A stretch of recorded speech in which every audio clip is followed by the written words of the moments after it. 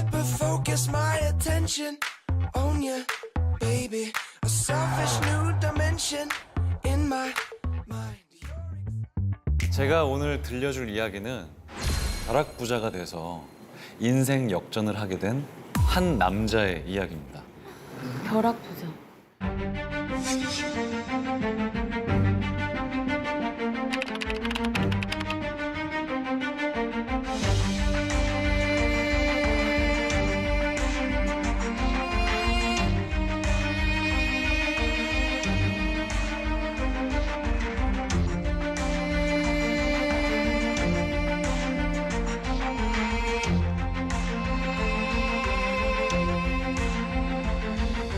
때는 우리나라가 일제 통치하에 있었던 1921년 5월 28일 경성역입니다. 지금으로 치면 서울역이죠. 이 서울역 역사에 발 디딜 틈도 없이 여러 사람들로 가득 차 있어요. 그 사람들의 정체는 뭐냐? 그 사람들의 정체는 뭐냐? 인천에서 경성으로 결혼식을 축하해 주러 온 하객들이었습니다. 결혼식 하게.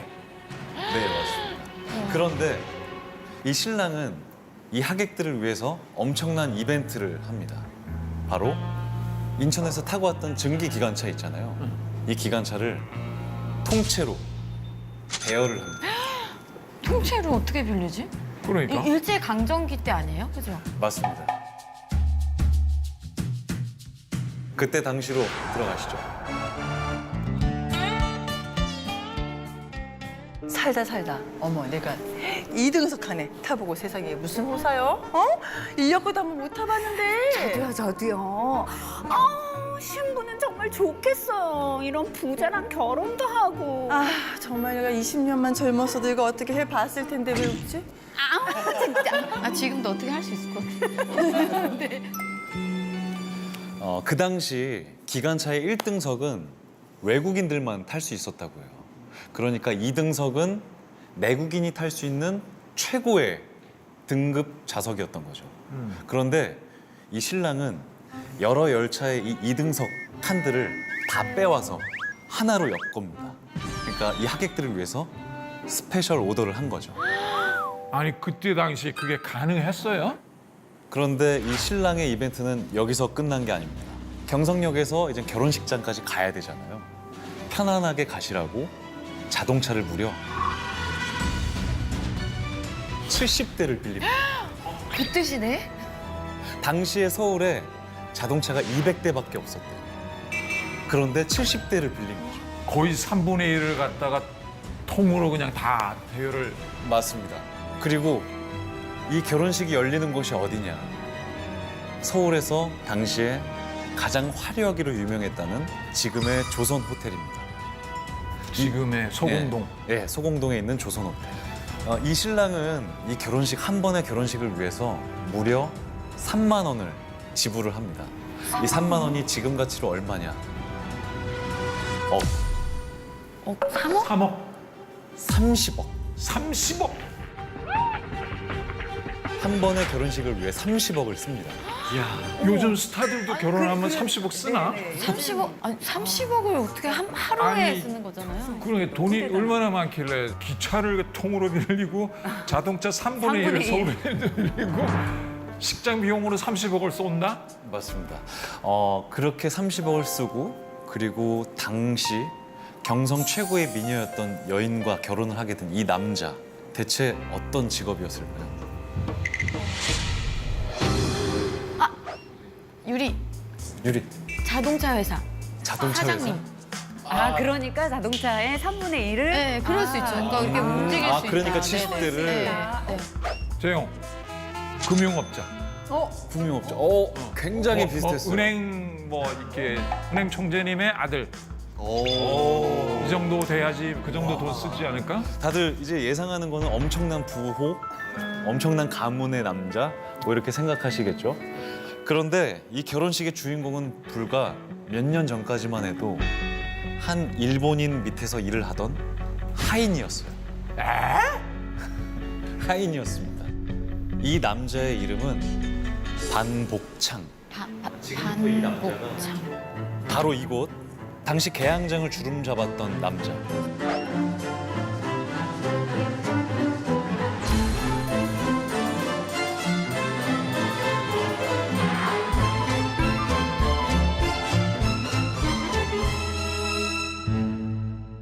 반복창의 집안은 아주 엄청 찢어지게 가난했대요. 그래서 학교의 문턱도 밟아보지 못한 채 12살 때 한 일본인의 집에 심부름을 하는 하인으로 들어가게 됩니다. 취직을 하게 되는 거죠. 그런데 이 일본인을 만난 게 이 먼 훗날 반복창에겐 인생을 바꿔줄 계기가 됩니다. 이 일본인의 이름은 아라키. 당시 인천에 손꼽히는 부호였다고요. 당시 인천에는 미두 치인소가 들어서자 아라키 중매점이라는 미두 중매점을 차렸어요. 아, 미두라고 하면 미두. 쌀미에 콩두짠가? 맞아요, 선생님. 맞아요? 네. 네, 맞습니다. 쌀과 콩을 갖다가 네네. 들여와가지고 그걸 파는. 맞아요. 미두 치인소는 말 그대로 쌀미에 콩두, 쌀과 콩을 거래하는 곳이었어요.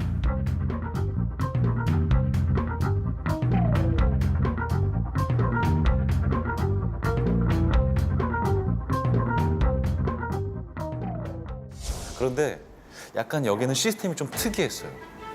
쌀과 콩을 그냥 돈으로 거래하는 것이 아니었어요.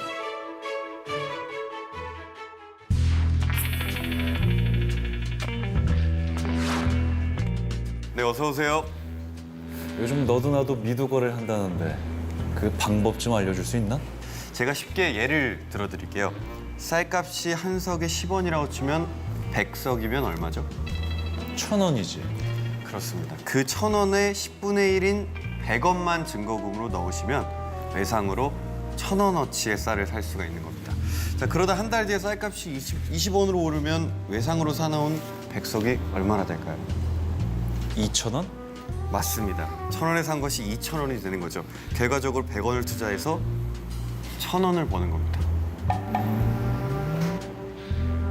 좀 어디서 들어본 적 있지 않아요? 지금의 주식 선물 거래와 같은 선물 거죠. 거래. 맞아요. 선물 거래. 지금의 선물 거래가 나의 10배수까지 사들일 수 있는 구조잖아요. 그러니까 그때 당시에 이런 시스템으로 쌀과 콩을 거래했던 거죠. 당시 조선인들의 평균 봉급이 40원이었던 시절이었어요. 그러네. 2달 반치 월급을 갖다가 딱 넣고 한 달 지나가지고 그게 10배 이렇게 뭐 늘어난 거면은 어마무시한 그 이득을 갖다가 얻을 수 있네. 근데 반대로 떨어지면 이거는 완전 망하는 거잖아요. 맞아요. 미두 거래는 한마디로 요즘 말로 치면 하이리스크 하이리턴. 고수익, 고위험이라는 뜻이죠. 그러다 보니까 이 미두 거래소는 소위 말해 대박을 노리는 미두꾼들로 매일같이 북적거렸다고 해요.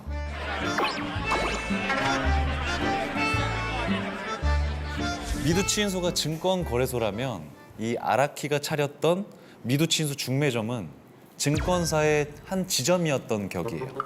이 미두 시세에 영향을 줬던 게 날씨, 거래량, 흉년이냐 풍년이냐도 있겠지만 무엇보다 일본의 쌀 시세에 가장 민감하게 반응했다고요. 왜냐하면 일본이 조선의 쌀을 가장 많이 소비한 나라이기 때문이죠. 그런데 서당께 3년이면 풍을 엎듯이. 풍어를 읊는다고 하죠. 이 미두 시세에 밝았던 그는 미두 중매점에 모인 미두꾼들에게 인천과 일본 오사카의 미두의 시세를 전달하는 역할을 맡게 된 거죠. 오사카에서 온 미두 시세입니다. 쌀값이 오늘 50전 올랐다고 합니다. 이렇게 시세를 부지런하게 전달하면서 일을 했던 반복창은 19살의 나이에 드디어 이 중매점의 대리인으로 승격이 됩니다. 요즘 같은 뭐 증권사 지점의 지점장이 19살 된 거 아니야? 어마무시하네. 벼락 출세네. 맞아요. 그래도 머리도 되게 좋았었던 그렇죠. 것 그런데 같은데. 이 반복창에게도 말 못할 고민이 있었던 것 같아요. 사장님, 저 이제 대리인도 됐는데 월급 좀 올려주시면 안 될까요? 6원은 정말 너무 박봉입니다. 요즘 평범한 월급 점이도 30원은 받는다고 하는데. 이런 배은망덕한 놈을 봤나. 야, 내가 너를 먹여주지, 재워주지. 이렇게 사람답게 살게 해줬으면 감사한 줄을 알아야지. 너 아니면 사람이 없냐? 싫으면 네가 나가. 아닙니다. 저 죄송합니다, 사장님. 반복창은 하루빨리 돈을 벌어가지고 이 지긋지긋한 현실에서 벗어나고 싶어 했어요. 먹을 것, 입을 것 악착같이 아껴가지고 자신의 월급을 악착같이 모으기 시작합니다. 요즘 말로 치면 영혼까지 끌어모은다는 말을 그때 실행한 거예요. 하지만 그 당시에 조선인 중에 미두 거래로 돈을 딴 사람은 아주 극히 소수였다고 합니다. 사람들은 미두에 대한 정보나 과학적 분석 없이 그냥 운이나 자신의 감에 맡겼던 때였다고 해요. 자, 어디 보자. 진사오미 신유수령. 동짓날 묘시에 태어났으니 오늘 운수가 좋은 날이구만. 쌀 300석. 299석 아니야. 350석 아니야. 딱 300석을 사두면 석 달 뒤에 아주 큰 이익을 보겠구만. 미신을 믿었구나.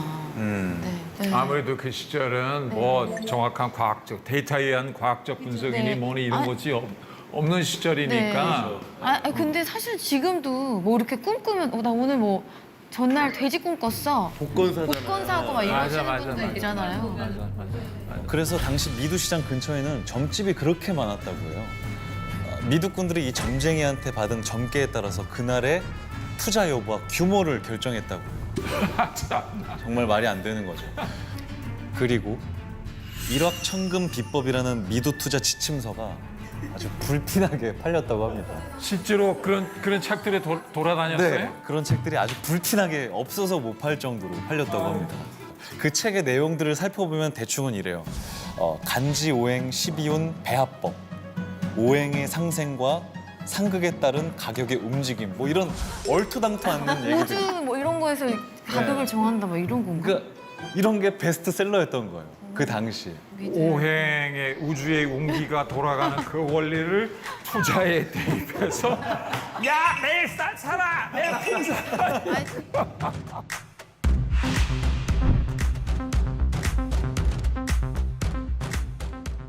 대다수의 조선인들 미두꾼들이 다 그렇게 점쟁이에게 의지를 했대요. 그런데 이 반복창은 달랐던 거죠. 매일의 스케줄이 끝나면 자신의 방에서 그래프를 그려가면서 그날그날의 쌀 시세를 연구했다고. 그리고 심지어 독학으로 일본어까지 마스터합니다. 지금은 비참하지만 훗날의 미래를 위해서 끊임없이 노력했던 거죠. 야망이 있었네 나름. 근데 그로부터 4년 뒤 미두 중매점 주인 아라키 있잖아요. 네. 아라키가 쫄딱 망해서 일본으로 도망을 갑니다. 그러니까 됐다. 무리한 투자를 해서 부도를 좀잘 낸 됐다. 거예요. 좀 미안하다. 네. 그러다 보니까 이 반복창은 하루아침에 실직자. 실직자가 된 거죠. 그렇네요. 일이 없어진 어쨌든. 거예요. 그런 반복창에게 선택지는 단 하나밖에 없었어요. 뭐냐? 자신의 견눈질로 봐왔던 것들을 이제 본인이 직접 내가 미두를 사고 팔아보겠다. 그동안에 이제 연구했던. 조금씩 모아둔 네네. 돈도 있었고 그쪽으로는 이제 완전 전문가가 됐으니까 이 반복창은 자신이 악착같이 모았던 이 400원의 종잣돈을 시작으로 첫 투자를 시작합니다. 근데 이 첫 투자 어떻게 됐을까요? 설마 표정이 좀 안 좋은데?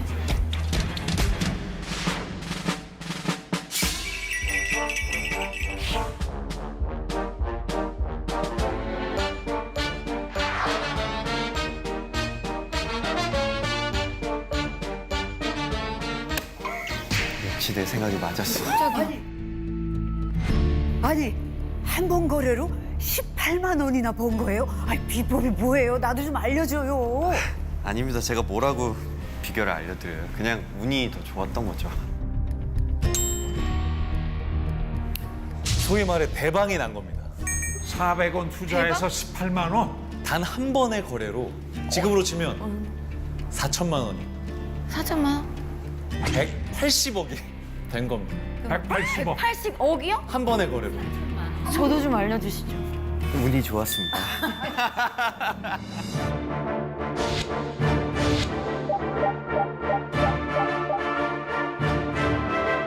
대박. 세상에 세상에 반복창이 또 땄네 또 땄어. 전 오늘 전량 매도하겠습니다. 아니 지금 한참 오르고 있는데 왜요? 투자는 빠질 타이밍을 잘 잡는 게 제일 중요하죠. 흐름상 내일은 하락할 것 같은데. 에이 그게 무슨 소리예요? 계속 오름장인데 지금 팔면 후회할 거예요. 그리고 다음 날.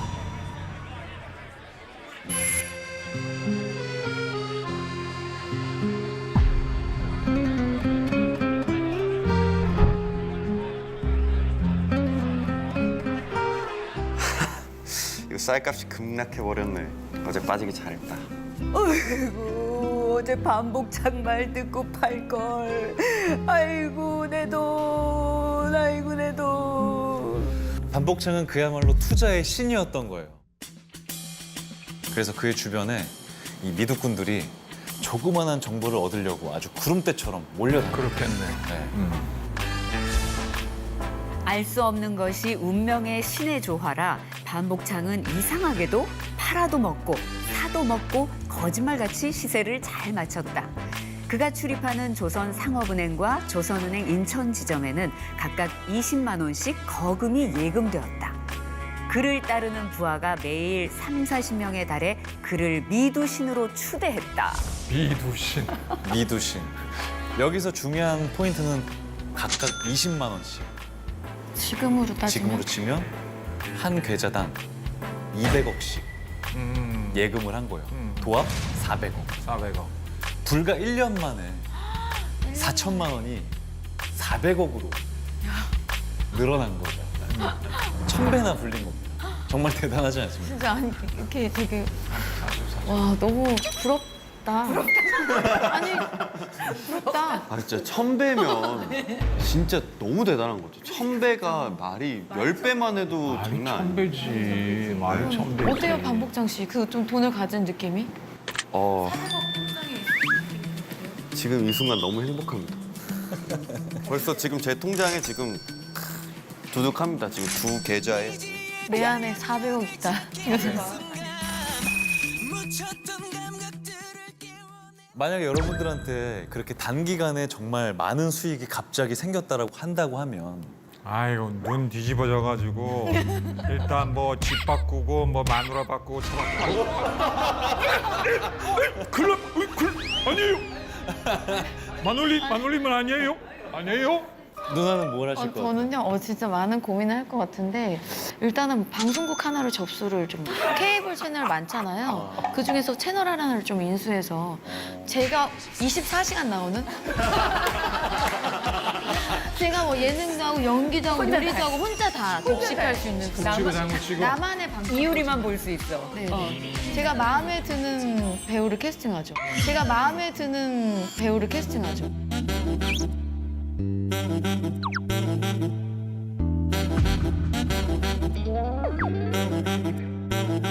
네, 한권 언니. 네, 한권 언니 캐스팅. 나라. 나였는데요. 옆에 민호 배우는 항상 네, 민호 항상.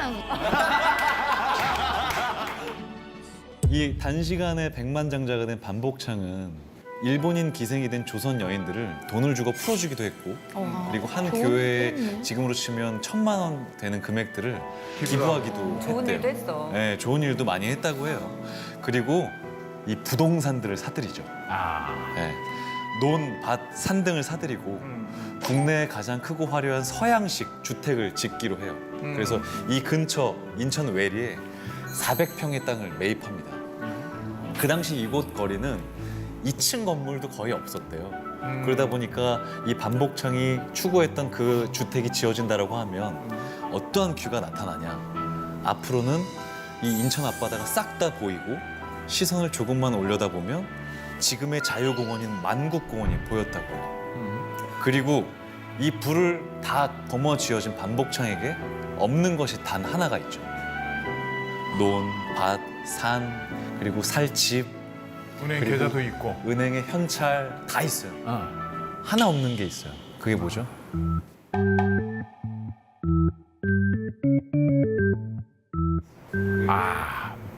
마누라님께서 계시면 딱 되네. 그렇죠. 네.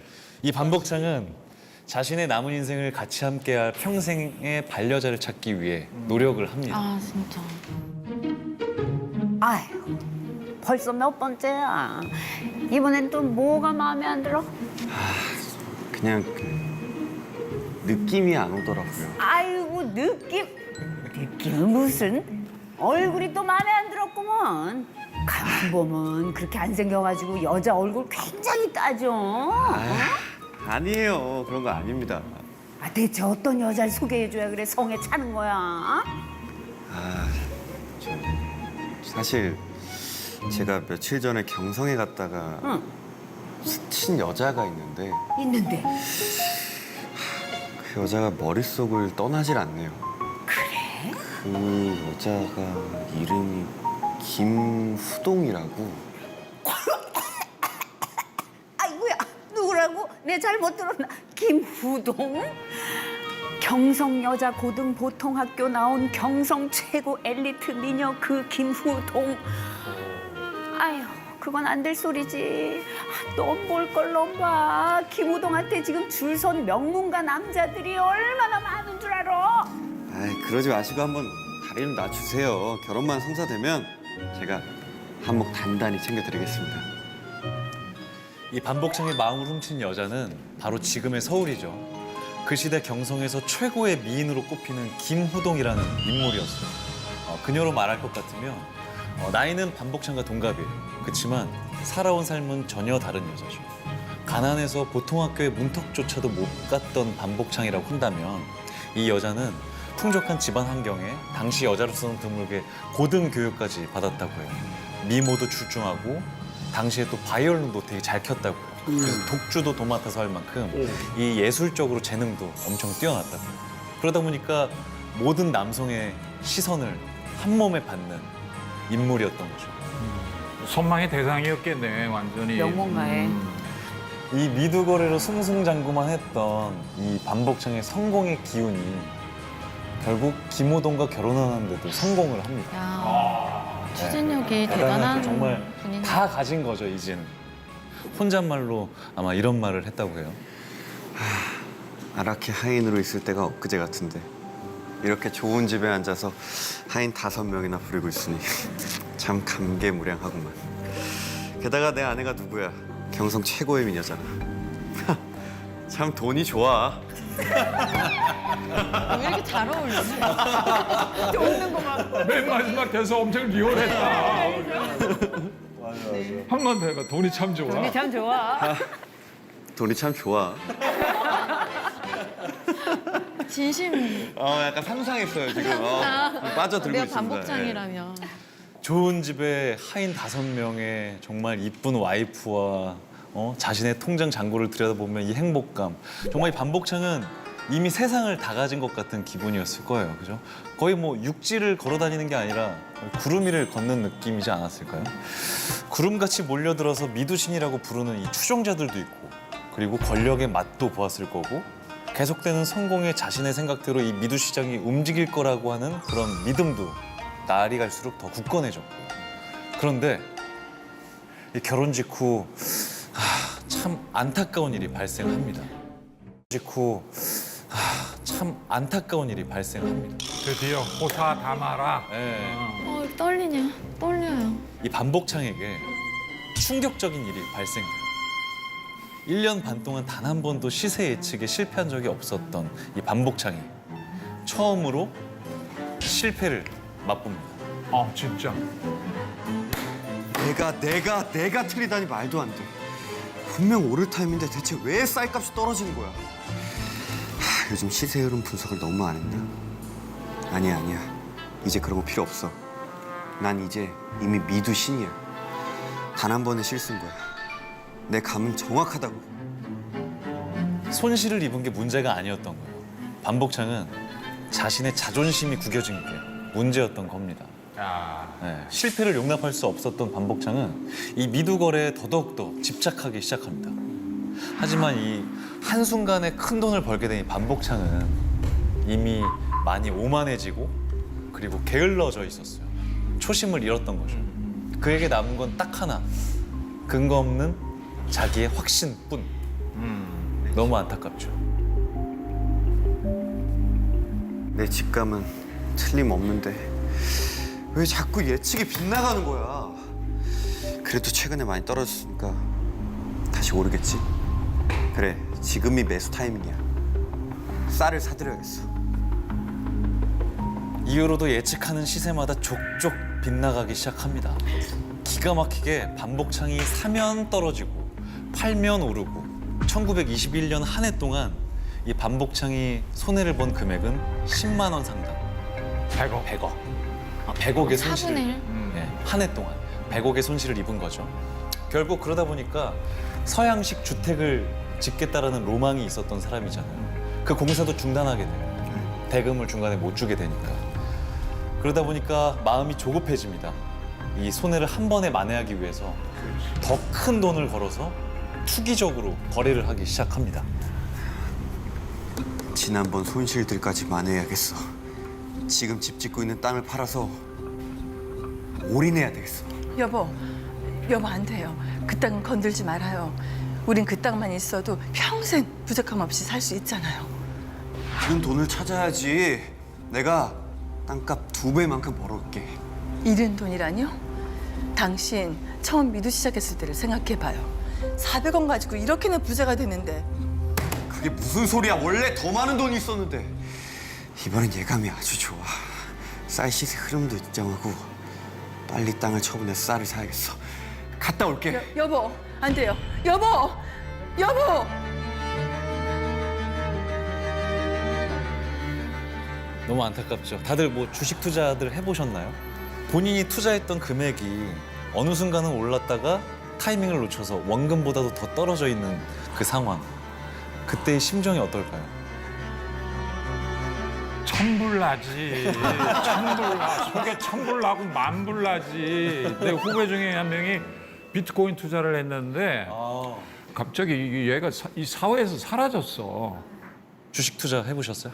전 주식 주식은 안 해보셨고. 네, 무서워서 안 하는데 제 주변에 네. 다 주변이야. 제 얘기 절대 안 해요. 네, 근데 진짜 그것만 이렇게 바라보고 계신 분들이 많더라고요. 왜냐면 올인했다가 진짜 반복창 씨처럼 왜 그렇게 그 올인을 하는지 다들. 그리고 투자해가 손해를 보면은 원금 본전 생각이 나가지고 맞아요. 사지 못하는 거. 빠지지를 못한다고. 근데 약간 눈빛이 좀 경험담이 좀 있으신. 아니요, 약간 저도 이게 촉촉히 젖으신 제 게 주변 사람 얘긴데 주변인가요? 주변인가요? 아닌가요? 이제 원래 내 목표는 내 얘기가 아닌데 나 나온 거야. 내 얘기가 아닌데 분명히 주변 사람이라 그래요. 나의 주변 사람. 제가 그 나 사람을 연기하는 거예요. 네. 연기하는 거. 전설을 배우다. 내가 처음에 내가 목표는 그냥 은행 이자보단 벌면 좋겠다라고 네. 해서 투자를 한 건데 이게 확 오르니까 그때 팔았으면 이미 자기의 목표는 성취한 건데 맞아요. 이 사람 마음이 또 팔질 못하는 거예요. 얼마였어요? 그러니까 저도 작년에 저래. 저의 친구죠? 저의 친구. 본전 네. 생각이 나는구만. 그냥 어플을 들여다보면 그냥 인천 바다처럼 파래요. 뭐가 다 파래. 그러니까 아마 이 반복창도 저만큼이나 심적으로 고통이 컸을 거라고 생각이 듭니다. 바닥에서부터 경성 최고 갑부로 이렇게 정상에 올랐는데 400억 부자. 그렇죠. 이 손실을 만회하고 싶어서 미친 사람처럼 미두 거래에 집착했지만 결국 반복창은 자신의 재산을 모두 탕진하고 빈털터리가 알거지가 된 됩니다. 거야. 내가 가슴이 아프다. 그리고 가난한 사람이랑은 살아도 미두에 미친 사람하고는 살 수 없어요. 너무 안타깝지 않나요? 아내마저 새 아이를 남겨두고 떠나 버렸습니다. 어허. 그리고 그를 항상 따라다니던 40~50명 되는 그 미두꾼들도 이 반복창 곁을 다 떠났습니다. 그러니까 거듭된 실패와 상실감 때문일지 이 반복창은 30이라는 젊은 나이에 이 중풍으로 쓰러져서 반신불구가 됩니다. 충격. 게다가 엎치대 덮친 격으로 이 정신까지 이상해져서 이 미두 시장을 서성대는 거린이 되고 말았어요. 어허. 네. 그리고 홀로 쪽방에서 외로이 그의 나이 40세 짧은 인생을 마감합니다. 야, 이 화무 11홍이란 말이 진짜 절감이 된다. 그러니까 너무 안타까운 게 이 역사학자는 그러더라고요. 이 당시 반복창의 재산이 1920년대 때 조선의 자산가 중에 10위 안에 들 정도였다. 아. 그리고 사실은 현금 동원력으로 따진다라고 하면 1위였을 아마 1위였을 거라고 하더라고요. 그런데 그 많던 재산들을 정말 절제하지 못하고 다 미두 시장 거래에 다 쏟아부었다가 망하게 된 케이스인 거죠. 이래서 나온 말이 있어요. 분산 투자. 아니, 맞아요. 맞아요. 분산 투자 해야 된다고. 맞아요. 네. 이 반복창의 인생 너무 안타깝잖아요. 그러네. 그런데 이 반복창이 미두신에서 빈털터리가 된 이면에는 아주 놀라운 이야기가 하나 있습니다. 설마 뭐 음모론 이런 거? 그 당시에 이런 말이 있었대요. 인천 바다는 미두로 전답을 날린 자들의 한숨으로 파인 것이요. 인천 바닷물은 그들이 흘린 눈물이 고인 것이다. 그만큼 반복창같이 미두로 전 재산을 날리고 패가망신한 사람들이 많았다는 거죠. 돈을 잃고 자살하는 사람도 그렇게 많았다고. 그렇겠다.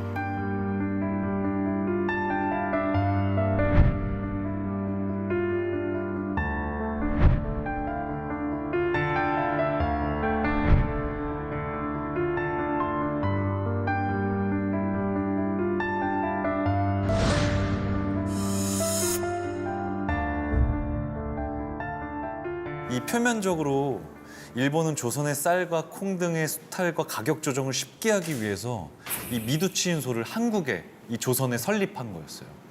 그런데 사실 이곳은 조선인들의 돈을 합법적으로 강탈해 갈 수 있는 시장이었던 거죠. 이 조선의 미두치인소를 설립한 사람도 일본인이거든요. 그렇지. 네. 근데 이게 아무리 조선인들이 뭐 운이 좋아서 한두 번은 딸 수 있다라고 쳐도 이게 절대 이길 수가 없는 구조인 게 뭐냐면 이미 일본에서는 이 선물 거래에 대한 시스템이 벌써 이미 100년, 200년 전부터 갖춰놓은 상태였대요. 그러다 보니까 이 조선에 들고 들어왔더니 조선인들은 감당하지 못하고 그냥 돈만 쭉쭉 쏟아붓게 되는 거죠. 이 조선인들이 15년간 미두치인소에 바친 돈이 수억 원이었대요. 그게 현재 가치로 조단이겠네. 수조 원이었대요. 경제 식민지. 그렇죠. 어떻게 지금까지 이제 반복창의 이야기를 해봤는데 이 반복창이 미두 거래를 한 게 선배님께서는 투자라고 보세요? 투기라고 보십니까? 처음에는 분명히 투자적 성격이었단 말이죠. 그죠? 투자적 성격이었는데 뒤로 갈수록 그 몰락의 원인이 됐던 거는 투기성. 자기가 그 이러는 부를 갖다 계속 유지해야겠다는 그 강박증 때문에 한 번 실패를 갖다가 냉철하게 분석을 안 하고 만회하겠다는 생각만 마치 우리가 주식에서 그죠? 손실 본 사람들의 그 네. 같은 어떤 행태를 갖다 보이면서 네. 저는 도박과 투자의 구분을 멈출 수 있으면 투자, 멈추지 못하면 맞아. 도박이라고 좀 정의를 내리고 싶어요.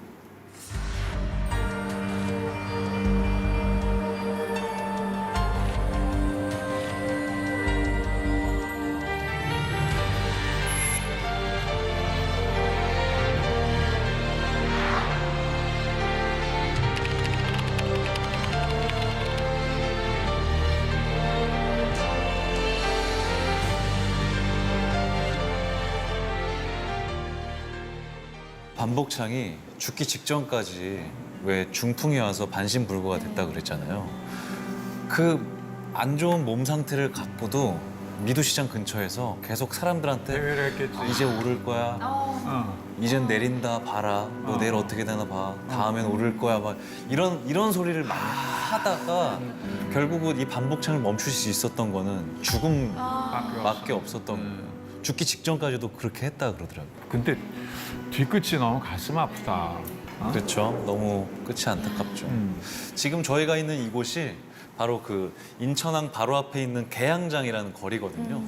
네. 이 거리에서 반복창이 한창 미두 거래를 하던 1900년대 초반 거리를 볼 수 있다고.